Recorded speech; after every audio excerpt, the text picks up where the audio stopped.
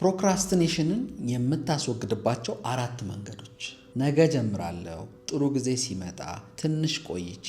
እነዚህን ቃላት በተደጋጋሚ የምትጠቀም ከሆነ ችግርህ ስንፍና አይደለም፣ ፕሮክራስቲኔሽን ማለት መስራት ያለብን ስራ በማዘግየት መልካም አጋጣሚን፣ ጊዜን እና እድገትን ማጣት ነው። ታዲያ እንዴት እናስወግደው? አንደኛ፣ ስራን በትንንሽ ክፍል ከፋፍል። ብዙ ሰዎች የሚያዘገዩት ስራው ትልቅ ስለሚመስላቸው። መጽሐፍ ላንብብ ከማለት ይልቅ ዛሬ 1 ገጽ አነባለሁ በል። ትልቅ ስራ በትንንሽ እርምጃ ይጀምራል። ሁለተኛ፣ የ5 ደቂቃ ህግን ተጠቀም።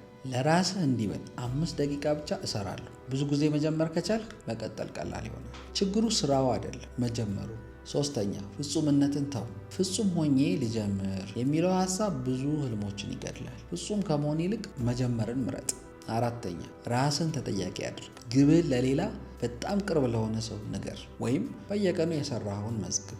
ራስህን ስትከታተል ስራህን የማዘግየት እድሉ ይቀንሳል።